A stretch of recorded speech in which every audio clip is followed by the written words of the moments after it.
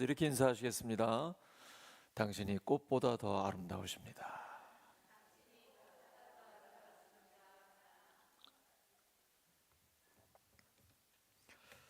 우리 하나님 말씀 구약 예레미야 30장 17절입니다. 예레미야 30장 17절 말씀.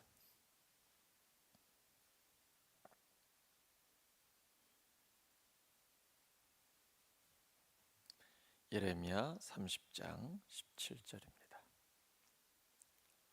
스크린에 나옵니다. 예레미야 30장 17절 말씀 우리 함께 읽습니다. 시작. 여호와의 말씀이니라. 그들이 쫓겨난 자라 하매 시온을 찾는 자가 없은즉 내가 너의 상처로부터 새 살이 돋아나게 하여 너를 고쳐 주리라. 아멘. 내가 너를 고쳐주리라. 내가 너를 고쳐주리라 라는 제목으로 하나님 말씀 전하겠습니다. 목요일 아침 귀한 시간을 내어 기도회에 함께해 주신 여러분을 예수 그리스도의 이름으로 축복합니다. 우리의 삶엔 눈에 보이지 않는 상처들이 있을 수 있습니다. 그래서 나 자신도 가끔 모르고 있다가 이런 게 나한테 상처였구나 그걸 깨닫게 되는 경우가 있잖아요. 겉으로는 멀쩡해 보여도 마음 한구석엔 누구도 알지 못하는 고통이 스며들어 있는 경우가 있습니다.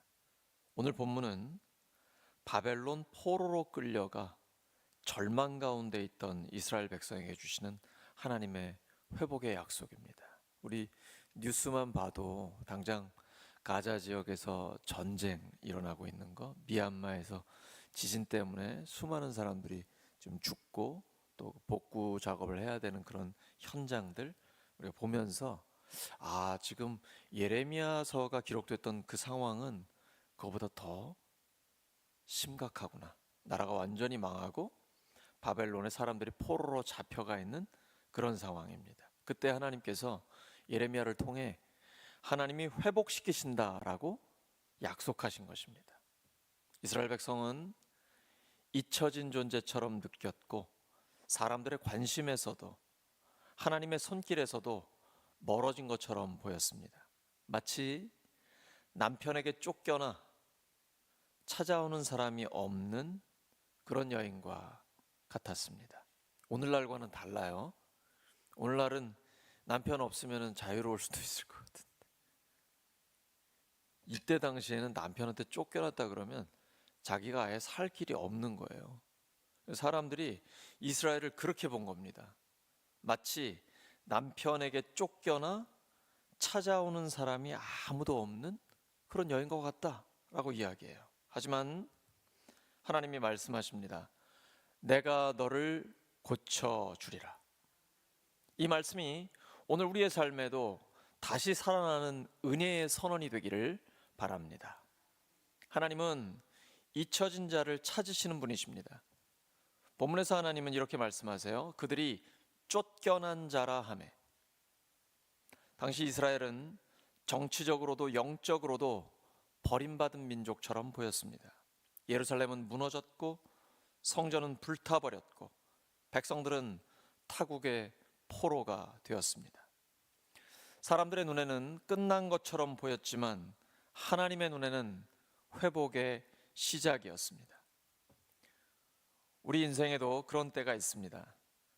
자녀 양육을 다 마친 후 배우자를 떠나보낸 후 몸이 아프고 약해져 예배당 계단조차 힘겨운 날 주일에 보면 권사님들 중에는 예배당에 들어오셨다가 엘리베이터 옆에 이렇게 앉아 계신 분들 계시거든요. 사람들은 아무 말도 안 해요. 근데 속으로는 이렇게 느낄 수 있습니다. 나는 이제 잊혀진 사람이 아닌가. 아닙니다.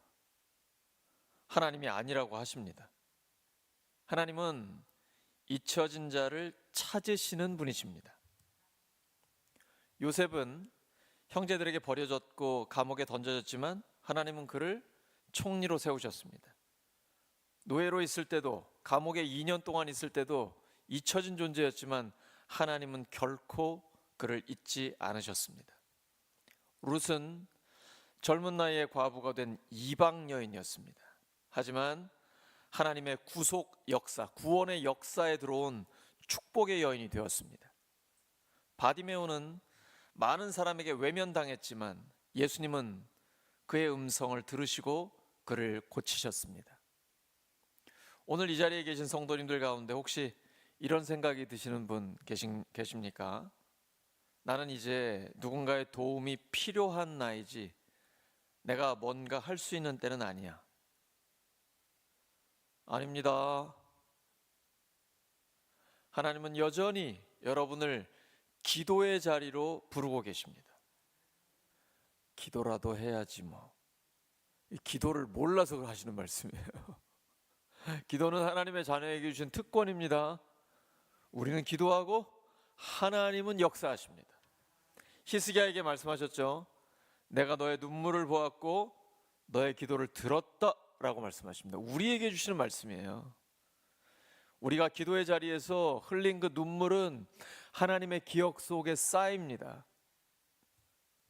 눈물병이 있잖아요. 천국에는 하나님이 잊지 않으세요. 하나님은 우리를 위로하고 다시 세워주십니다. 하나님의 회복은 상처 위에 새 살을 돋게 하십니다. 언제 상처받았나 싶을 정도로요.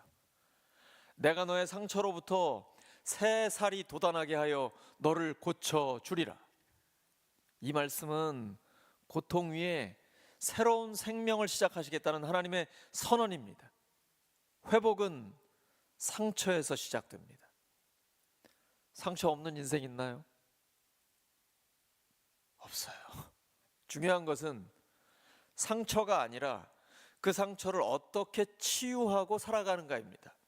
이번에 우리가 최영기 목사님하고 20명의 목회자 부부가 모였어요. 상처 없는 사람 있을까요? 우와, 엄청나게 위로를 받았습니다. 저 사람 진짜 고생 많이 했다.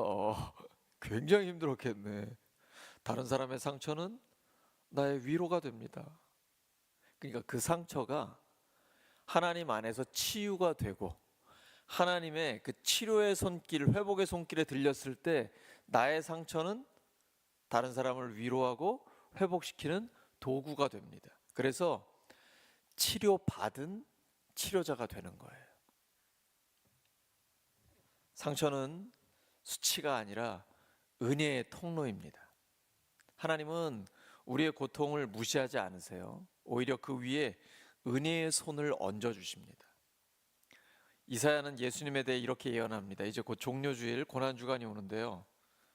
그가 채찍에 맞음으로 우리는 나음을 받았도다. 그가 누굽니까? 예수님이잖아요. 예수님의 고통과 상처가 우리를 치유하는 근거가 되었습니다. 그렇다면 우리의 아픔도 하나님의 손에 들려질 때 누군가를 위한 위로의 도구가 될 수 있습니다. 한나는 불임의 고통 속에서 기도했고 사무엘을 낳아 하나님의 역사에 쓰임받게 되었습니다. 마르다는 오빠 나사로의 죽음을 통해 예수님을 부활이요 생명이시라고 고백하게 됩니다. 우리의 눈물과 고통은 결코 헛되지 않습니다. 우리가 오늘 기도의 자리에서 흘리는 눈물은 하나님의 기억 속에 쌓입니다. 지금 비록 회복이 더디게 느껴지더라도 하나님의 시간은 늦지 않습니다. 고통 위에 돋아나는 새 살을 믿고 기다리는 것이 믿음입니다. 사랑하는 우리 울산교회 성도 여러분, 오늘 본문은 우리 모두에게 들려주시는 하나님의 음성입니다. 내가 너를 고쳐주리라. 그 말씀은 단지 병의 치유만을 의미하지 않습니다. 깨어진 마음, 잃어버린 기쁨, 사라진 열정, 흐려진 믿음까지도 주님은 다시 살리시겠다라고 약속하십니다. 오늘도 그 약속을 붙들고 다시 기도하시기를 바랍니다. 하나님의 회복은 지금도 진행 중이며 그 시작은 잊혀진 자처럼 느껴지는 우리를 다시 불러주시는 데서 출발합니다. 하나님은 우리를 기억하고 계십니다. 그리고 그분은 신실하게 말씀하십니다. 내가 너를 고쳐주리라. 하나님의 치유와 회복을 계속해서 경험하는 우리 모두가 되기를 예수 그리스도의 이름으로 축원합니다. 함께 기도합니다. 하나님 아버지 감사합니다. 주님의 음성을 들려주시니 내가 너를 고쳐주리라 라는 하나님의 말씀 믿고 오늘도 기쁨으로 하나님 앞에 담대하게 나아갑니다. 약속하신 대로 그가 채찍에 맞음으로 우리가 나음을 입었도다라는 그 말씀이 이루어지게 하여 주시옵소서. 이제 치료받은 치료자가 되게 하여 주시옵소서. 우리를 통해서 더 많은 사람들을 위로하시고